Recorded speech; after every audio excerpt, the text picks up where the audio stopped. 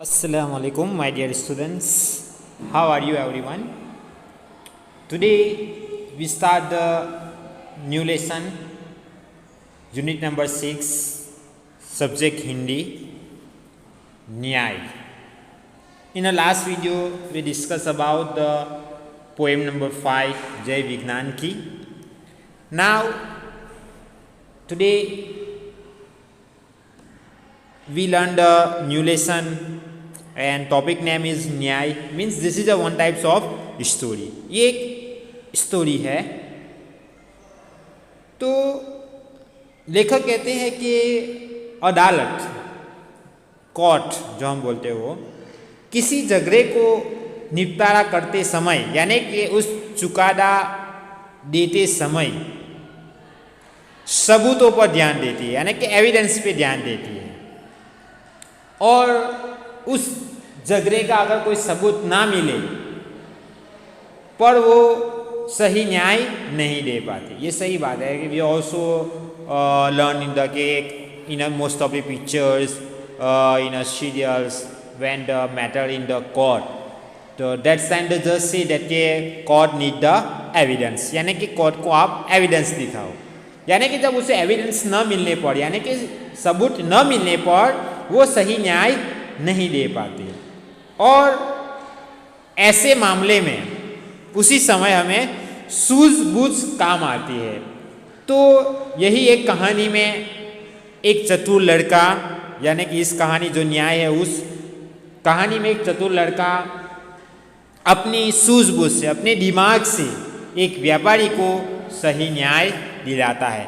कैसे न्याय दिलाता है एक व्यापारी को, वो इस कहानी हम पढ़ेंगे, यानी कि इस लेसन पढ़ेंगे और समझेंगे. तो यहाँ का है कि पुराने ज़माने में इराक की राजधानी बगदाद में एक व्यापारी रहता था जिसका नाम था अली ख्वाजा. वो अली ख्वाजा व्यापार करते करते जब उसके पास 1000 सोने की मोहरें इकट्ठी हो गई तो उसने मक्का शरीफ की यात्रा का निश्चय किया, यानी कि हज पढ़ने का निश्चय कर दिया. मगर वो अकेला रहता था. उसने अपनी जमा पूंजी अपने मित्र के यहाँ रखने का निश्चय किया, यानी कि उनके पास जो, यानी कि वो अकेला था और उनके पास जो ज़्यादा पैसे था वो अब कहाँ रखे. तो उसने क्या किया कि उनके पास, उनके पड़ोसी में एक उनका मित्र रहता था, तो उसने सोचा कि मैं अपना ये जो ज़्यादा पैसे है जो है वो मैं उनको दे दूँगा, यानी कि उनके पास रखने के लिए दे दूँगा. ऐसा उसने डिसाइड कर लिया. यात्रा के खर्च के लिए उसने 500 मोहरें अलग रख ली. फिर एक गरे में बची हुई मोहरें डालकर तेल भर दिया. अली ख्वाजा पड़ोस में अपने मित्र वाजिद के घर गया. क्या नाम था उनका मित्र का नाम? वाजिद. और खुद जो हज पढ़ने जा रहा था, जो व्यापार था, उसका नाम था अली ख्वाजा. यानी कि अली ख्वाजा अपने दोस्त, अपने पड़ोसी मित्र वाजिद के घर गया, उसको अपनी यात्रा के बारे में बताया और कहा यह तेल का गरा है, आपके घर रख कर जाना चाहता हूँ, मक्का से लौट कर ले लूँगा. उसने ये नहीं कहा कि अंदर ये तेल का जो गरा है, जो तेल के नीचे यानी कि गरे के अंदर मैंने मुहर रखी है, ये बात उसने नहीं बताया. सिर्फ ऐसा कहा कि ये जो तेल है, ये जो गरा है, गरे में तेल है, वो आपके घर पे रख कर जाना चाहता हूँ और जब मैं मक्का से लौट कर आऊँगा फिर आपके पास से मैं ले लूँगा. वाजिद ने अपने तहखाने की चाबी उसे दे दी. तहखाने यानी कि जमीन के नीचे जो बना कमरा, सेलर जो हम बोलते हैं, तो कहते हैं कि उसने वहाँ, किसने? वाजिद ने वो सब गड़े लेकर कहाँ रखा कि वो तेल, यानी कि वाजिद ने अपनी तहखाने की चाबी उसे देते हुए कहा कि आप अपना गड़ा तहखाने में रखाइए और आप लौटे तो उसी स्थान से ले लीजिए. क्या कहा कि आप खुद ये जो चाबी है सेलर की, वो जाओ आप खुद अपने हाथों से रख दो और जब आप तुम वापस आओ तब अपने हाथ से ही वहाँ से आप ले लेना. अली ख्वाजा गरा रखकर यात्रा के लिए निकल गया. एक दिन वाजिद के घर दावत थी. अब आगे क्या होता है कि एक दिन वाजिद के घर दावत थी. तरह तरह के पकवान बनाते हुए तेल खत्म हो गया. रात का समय था. वाजिद की बीवी अपना सिर खुजलाने लगी, यानी कि सोचने लगी कि अब रात हो चुकी है, मेहमान ज़्यादा है, खाना पकाने के लिए ज़्यादा तेल नहीं है, तो अब क्या करे। तभी उससे अली ख्वाजा के तेल के गड़े की याद आई, यानी कि उनके अली ख्वाजा जो उनके पड़ोस में उसने देकर गया था कि ये तेल है, आप उसे अपने घर में रखो। तो वो बात उसे याद आ गई। तो उसने क्या कहा, उनकी पत्नी ने, वाजिद की पत्नी ने, कि उसने वाजिद से कहा, यानी कि पत्नी ने वाजिद से कहा कि आप तहखाने में रखे तेल के गड़े से थोड़ा तेल निकाल आइए। इस समय बाजार तो बंद है, यानी कि रात हो चुकी है। कल सुबह बाजार में नया तेल लाकर हम गड़े में भर देंगे। ख्वाजा आज रात ही आकर तो तेल नहीं मांगेंगे ना, इसलिए आप अभी से वो तेल थोड़ा सा ले लो और कल सुबह में जब बाजार ओपन होगा, खुलेगा, तो लाकर हम फिर उसमें रख देंगे, क्योंकि रातों रात तो वो आने वाले है ही नहीं।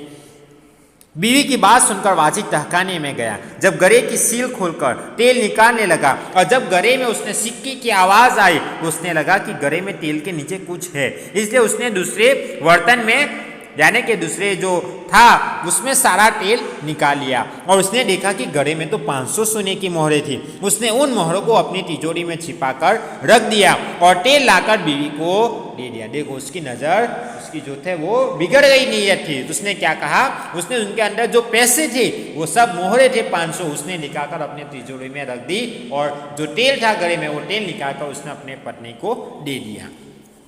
अगले दिन उस बाजार में नया तेल लाकर गरे में भर दिया और उसने वैसे ही सील बंद कर दिया जैसे अली ख्वाजा ने उसमें रखा। ख्वाजा अली ने किया, यानी कि जैसे सील किया था उसी तरह उसने सील कर दिया, ताकि उनको पता न चले कि उसमें से तेल निकाला है या उसमें से मोहरे निकाल दिया है। कुछ दिनों के बाद ख्वाजा मक्का की यात्रा से वापस आया। घर में अपना सामान रखकर वो सीधा वाजिद के घर गया और अपनी यात्रा की सारी बात बताई।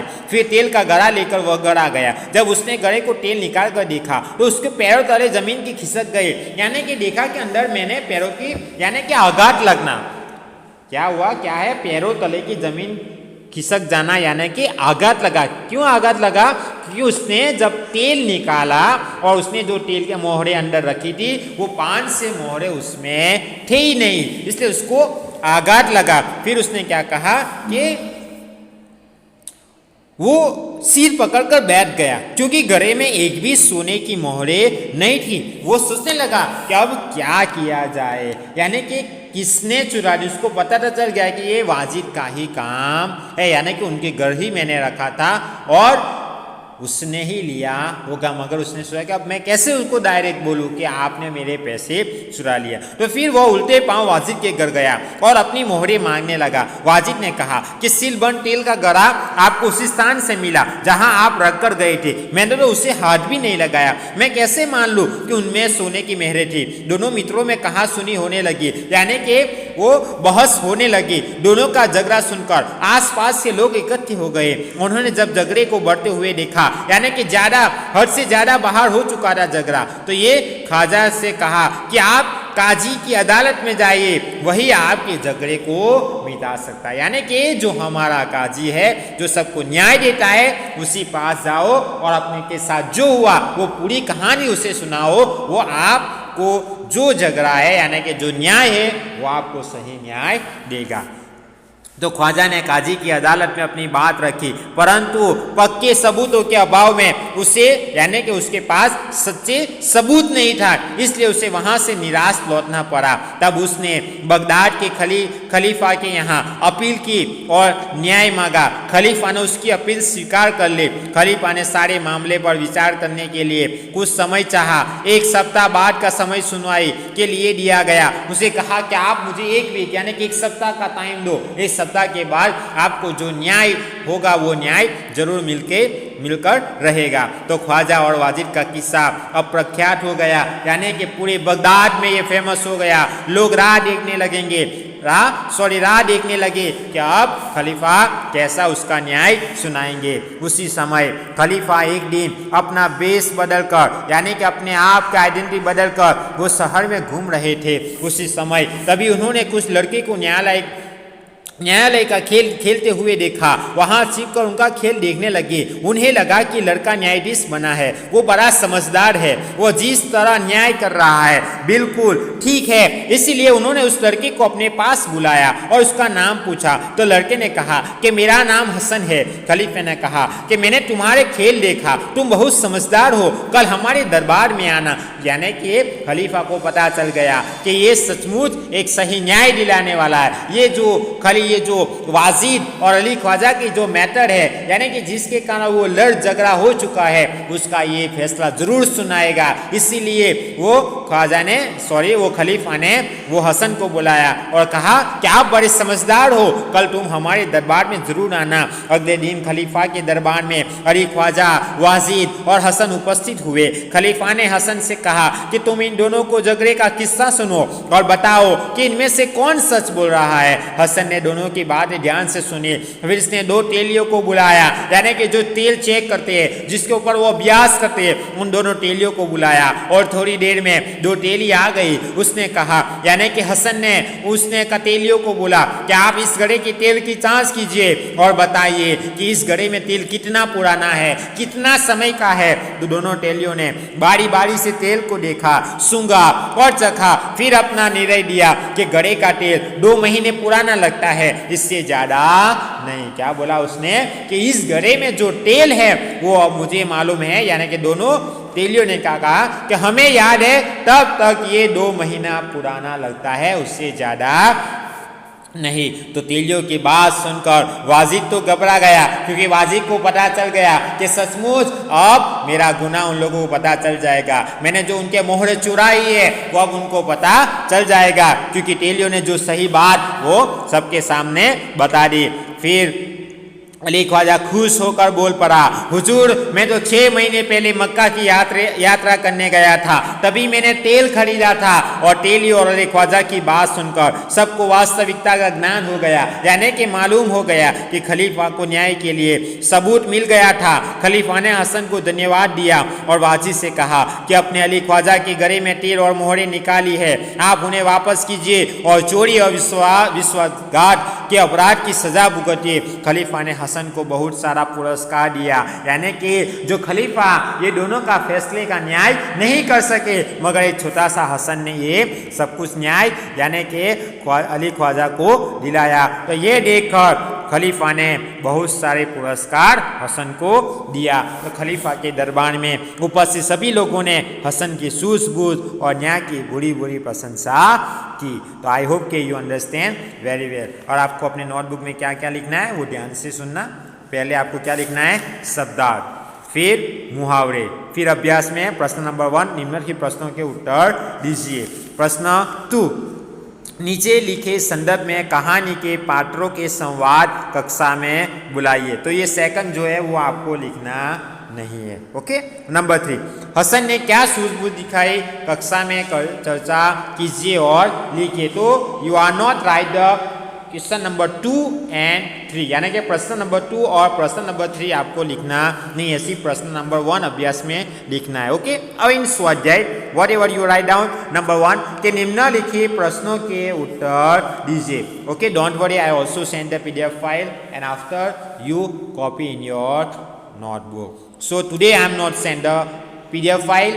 Tomorrow I send. So today only you watch this video, subscribe my YouTube channels, like my videos, right? तो आज आपको सिर्फ ध्यान से ये लेसन पढ़ना है, देखना है और समझना है। कल मैं आपको PDF फाइल भेजूंगा और कल आपको लिखना है। ओके। फिर प्रश्न नंबर 2, निम्नलिखित वाक्य कौन किसे कहता है वो लिखिए। फिर प्रश्न नंबर 3, आपके किए हुए प्रवास का वर्णन करते हुए अपने मित्र को पत्र लिखिए, यानी कुछ ऐसी जगह गए आप प्रवास में, तो उस प्रवास का वर्णन आपको करना है और अपने मित्र को लेकर लिखना है।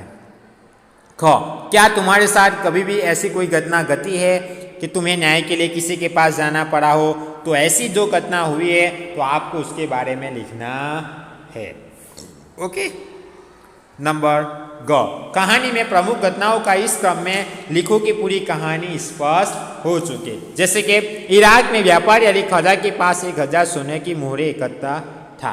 फिर आगे क्या करना है, नंबर 1 कि 500 मोहरों को टेल से बड़े घड़े में रखना। फिर नंबर 2 में क्या लिखना है कि उस घड़े को मित्रवाजी के तहखाने में रखना और मक्का की यात्रा के लिए निकला। तो आपको ऐसे लिखना है। Don't worry, I send the PDF file, okay, and you copy from the PDF file. प्रश्न 4, निम्नलिखित कहानी के चित्र एवं वाक्य उलट पुलट कर दिए गए हैं, उसे पढ़कर कहानी का निर्माण कीजिए। यानी कि यहाँ जो पिक्चर है 1, 2, 3 and 4 and 5, ओके, 5 पिक्चर्स आपको दिया गया, 5 और 6 पिक्चर दिया गया। उलट सुलट आपको सही क्रम में रखना है और ऐसे पूरी स्टोरी आपको लिखना है, okay.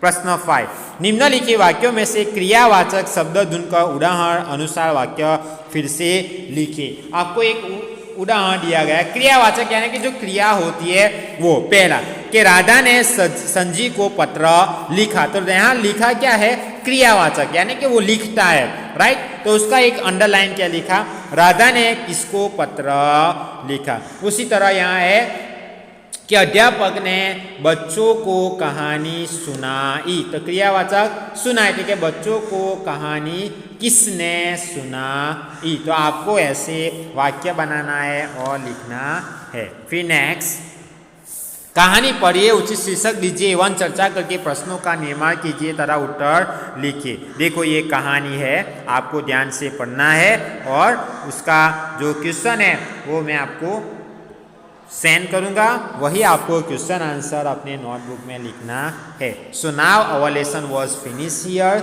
So next lesson we learn in a next video. Again I repeat, today you only watch this video, learn by own self, and tomorrow I send the PDF file of this question answer, Abhyas and Swadhyay, and after you are copy in your notebook, okay. And I hope that you understand very well, okay. Thank you, Jazakallah, Allah Hafiz.